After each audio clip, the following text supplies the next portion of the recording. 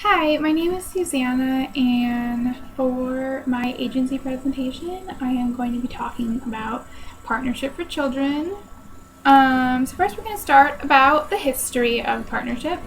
So it started out in 1998, and it was actually a joint venture of Intermountain and youth homes. And so what happened was John Wilkins, who is the CEO of Intermountain Children's Home, approached Jeff Burhum, who is the executive director of Missoula Youth Home, and they suggested that they do a joint venture.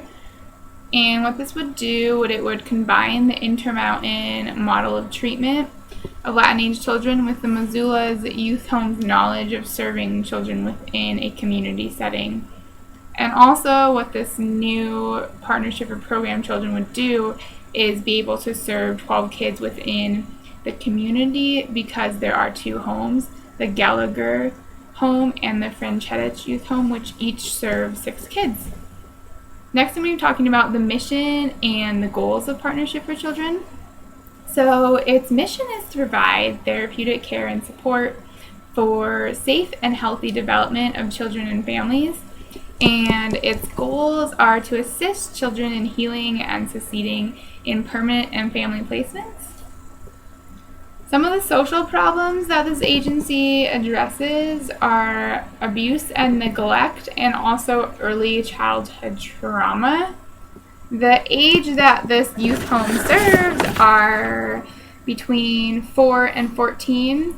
The group home that I work at, all the kids that we serve are between 7 and 12 years old.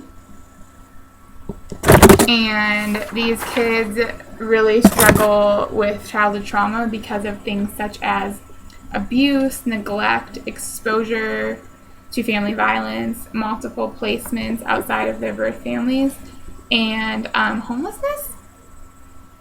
The agency has quite a few key programs and services. So the homes, they provide relationship-based care to create a sense of security, connection, and belonging for each child. We work with children who have experienced significant early childhood trauma, and our relationship development treatment approach is based on the belief that healing and growth for children comes through healthy, trusting adult-child relationships. As we know, a child's emotional development can be stunted or negatively affected by violence or neglect in their young lives. And so what we do is help parents and caregivers identify and address the need that is being expressed through difficult behaviors. And Partnership for Children also provides foster and adoption care services. They have a 24-hour hotline for adoption and foster parents, and they also have ongoing support services for them as well. The type of agency is a public nonprofit agency, and the sources of funding come from Medicaid reimbursement. The room and board is paid for by the state.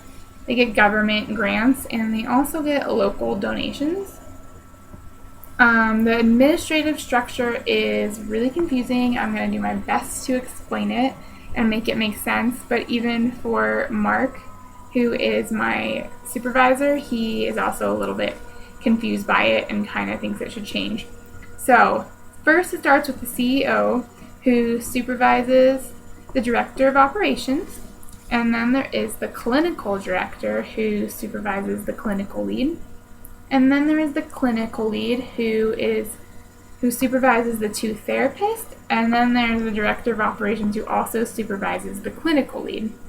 And then there is the director of operations, who also supervises the family care coordinator program, and the clinical lead and director of operations also supervises the counselors. And then we have the program and treatment coordinators, and each home has one of those. Mark is my supervisor, and he supervises the attachment counselors, and his supervisor is the director of operations, who seems to supervise a lot. So that's a little bit confusing.